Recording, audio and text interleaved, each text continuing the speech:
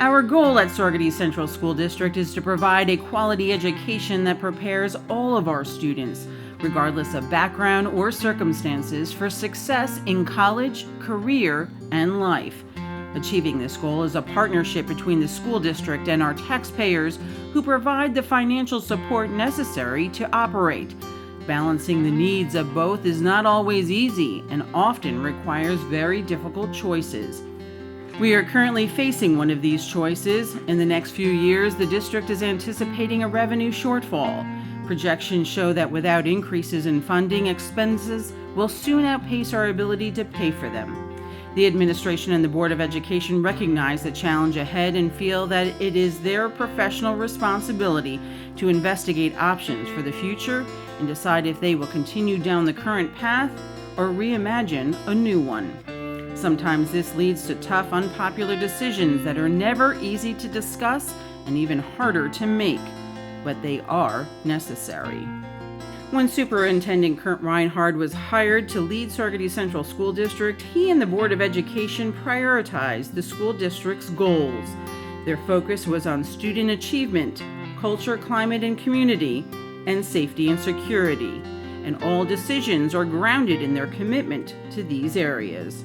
Prioritizing how dollars are spent is an important component of achieving these goals. Early in his appointment as superintendent, the Board of Education tasked Mr. Reinhardt with finding innovative solutions to addressing the pending fiscal cliff and maximizing the district's scarce resources in a manner to best support the district's goals. In the spring of 2021, the board authorized the creation of a governance committee to explore various options for addressing the coming funding gap, which is anticipated to start in the 2022-2023 school year. The committee, which consists of approximately 30 stakeholders, including parents, teachers, community representatives, and district leaders, have been meeting since June and discussing and researching options to answer the difficult question: how can we improve efficiency while increasing programming, aligning curriculum, and enhancing instruction? By next school year, the district's expenses will exceed its revenues and create a budget gap that would require a significant level of additional funding to fill. Over the next several years, recurring costs are expected to continue to outpace levels of state aid funding and our ability to generate other revenue. This is happening while population projections are decreasing and while student needs and mandates are increasing.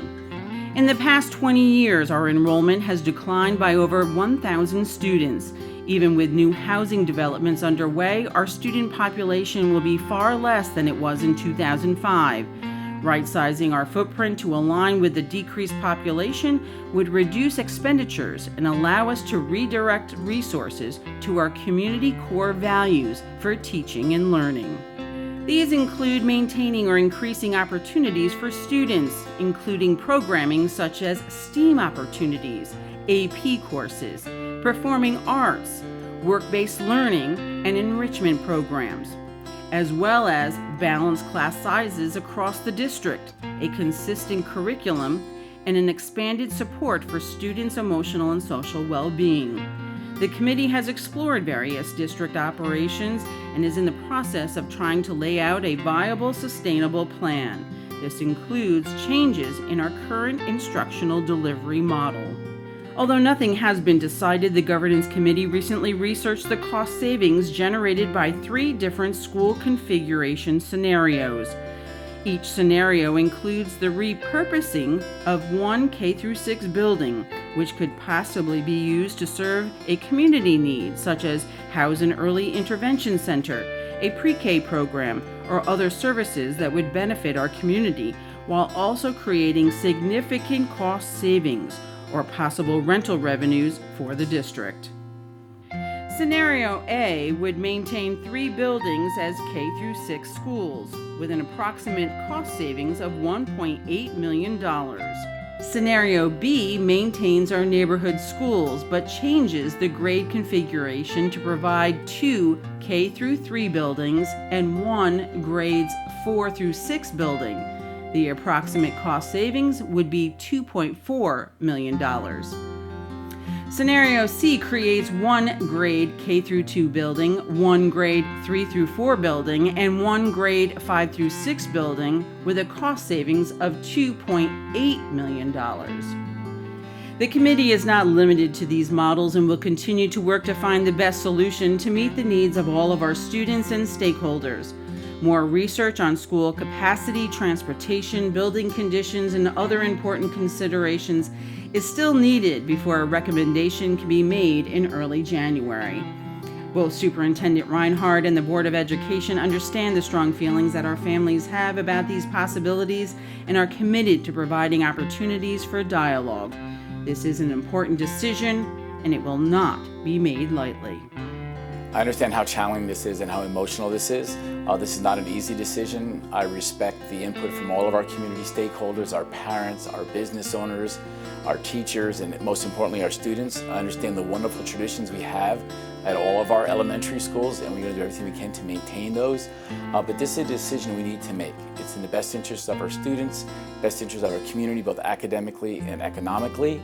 And I look forward to the challenge, but I also look forward to the great road ahead as we increase our programming for all of our students. It is important that interested community members are able to contact us on this decision-making journey. Their feedback is vital.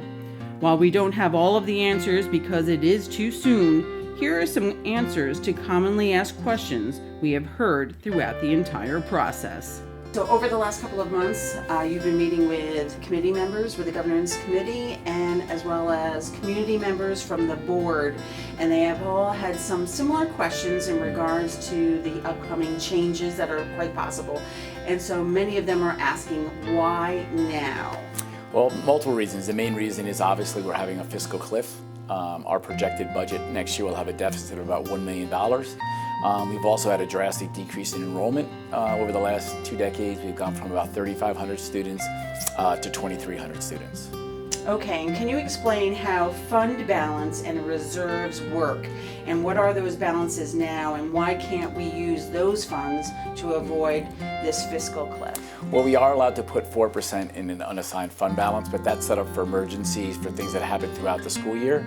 We have other reserves like capital reserves and TRS and ERS reserves, and that money is set aside for those specific cases, and they're allocated in there by the Board of Education. And one of the goals over the last couple of years is to get our reserves back to a much stronger place as we go forward with our capital project and our bond issuance. And so schools were also given a lot of money recently as part of a federal funding package. How come we can't use those funds that we just received? Well, the purpose of those funds were situations due to COVID, learning loss, transportation, make sure we have everything we need to come in 100% in person, and specifically that money was not supposed to be used for reoccurring costs. Teacher salaries and specifics going forward in terms of our general funding, that's not what that money was put aside for. Then what about the new buildings, construction that are being planned all over the area? Will we have enough capacity for new enrollments that might happen in the future if we have to repurpose a building? Yes, one of the things we've done, we reached out to the community. We know how many building permits there are. We've built into all 3 of our plans enough room for growth. And lastly, that's one of the reasons why we are going to repurpose one of the buildings. If down the road in the future, we do need to repurpose those for traditional classrooms. Oh, okay. And then how does the increase in housing being built impact our revenue? So if there is housing that is being built, we're going to see the benefit of that, correct? That's more of a redistribution. Our budget is based on the tax levy and the tax cap calculation and how much we get from the state aid and how much we get locally. That's how much money our budget can be. It's not based on directly correlated to the population our house is being built. Okay, and I know a big concern was about class sizes. So if we repurpose a building and then move those students to the other schools, what's going to happen with class sizes? So there will be some classes that will increase, but there's also going to be some classes that will decrease. Right now, for instance, in one of our elementary schools, they're maxed at 25 in their 3rd and 4th grade. We have others across the district that are as low as 14 or 15. So when you balance them out, There'll be some classes, some students will have smaller students in their class, but we do need to balance those classes out. It's not an equity issue right now for some classes to be that much larger than others. Okay, so in regards to equity, equity for whom? For teachers or for students? Where does the equity come into play? For everything. I mean, we want to make sure that, if a teacher has 21 students, that's more phone calls, that's papers, that's one-to-one attention. If another teacher has 28 students. We also want the learning to be equitable. If I'm a student sitting in a class of 14 and I'm a student sitting in a class of 26, how much direct instruction am I getting? Also, there's more than just the number. We want equity and consistency across the district. With multiple elementary buildings, that's much more difficult. We want to make sure that every student is getting equal access and opportunity to all of our programming. So you've also spoken about how this will also maybe eventually improve teaching and learning opportunities and save realizing by shifting to this new model. How will that all take place? Well, for instance, one of the models has all of the students of a specific grade in the same building. Not only will that be equitable in class size, but those teachers will have more opportunities to collaborate, to share best practices, to work together. All of those opportunities will lead to higher student achievement. Is that not happening right now? It's very difficult. I mean, right now we have 4 elementary schools and they're on different shifts. So even having planning time at the end of the school day is difficult because of our bus runs. So one of the goals is to definitely align curriculum. And since I've been here, one of the comments and concerns that parents have is consistency, and what's being offered at all 4 elementary schools is that consistent and is that same knowledge base. So that's one of the things we really want to work on. Has a decision been made? No, the decision has not been made. We're finishing up with the transportation work right now. My goal is to present a proposal to the board in December, hopefully with a vote in January. And can we wait on this? I know that a lot of parents had talked about, can we wait maybe another year so that we can talk about it more and look at more facts and figures and things like that? The concern with waiting is it would be $1 million wait. And there's a lot of things we can do for students as far as supports and academic with almost $1 million. The numbers that won't change is a decrease in enrollment. I think one of the advantages of doing it sooner is we do have the federal money that will help us support. We do have additional social workers, we do have other supports for students that we have purchased through our federal funding, and that money we will have for a couple more years. So it'd be nice to tie all those things together as we do this redistricting. And that was also another big concern, was the SEL part of this, and also special education. And can you maybe elaborate on that? Sure. We know that, and one of the things we're definitely building, and we were very happy with our federal money that we were able to bring in. And we now have a social worker in every building, and we also added an additional social worker at our junior senior high campus. As far as special education, we are definitely going to do everything we can to meet the needs of our students, both legally and what we know is right. I believe this collaboration and this reconfiguration will better support our students with special needs. A lot of our students right now are not going to their home school because we're limited with programming due to resources. So this is a great opportunity for a look at our special ed programming and make sure we're meeting the needs of our students and what other type of programming can we offer and increase our mainstreaming. What were some of the other factors that you looked into in regards to this? I know that transportation, and that was bringing busing.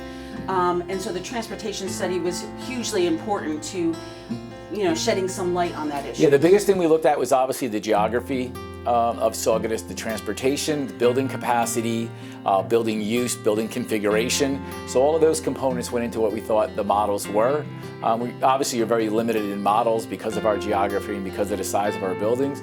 But yeah, they were the factors that we really took into consideration the most. And obviously, we'd like to better reallocate our sources and directly put that into programming.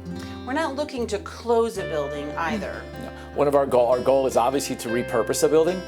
We have a very strong pre-K program in Saugus right now. We would like to see that grow. We also feel that there may be a need in the county for pre-K services for students with special needs. So we're also researching that as well.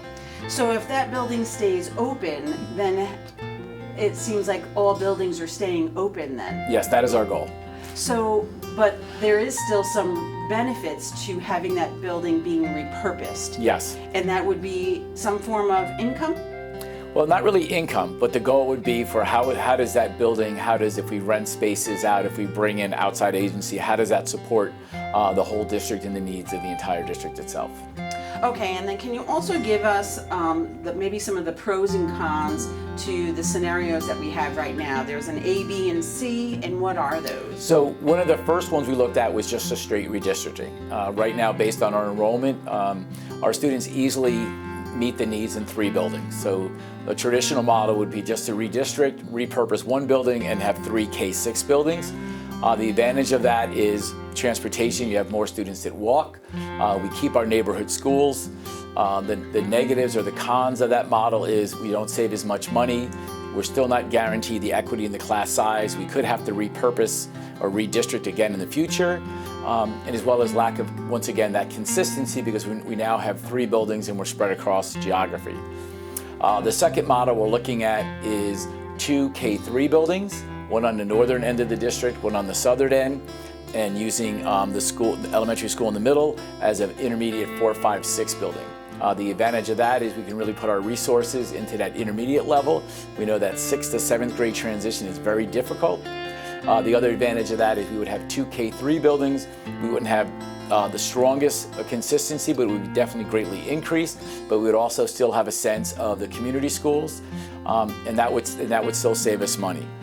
The last model that I was asked to research is the grade banding or the Princeton Model, where you would have a K-2 building, 3-4 building, and a 5-6 building. The pros of that is obviously all your grade levels are in the same building, so you have consistency with curriculum, you have consistency with class size. The negatives is obviously transportation. You'd have to have multiple runs, extended runs, and also you'd have multiple transitions. Students would be in multiple buildings. You could have families with children in multiple buildings, but that is the most cost-effective model.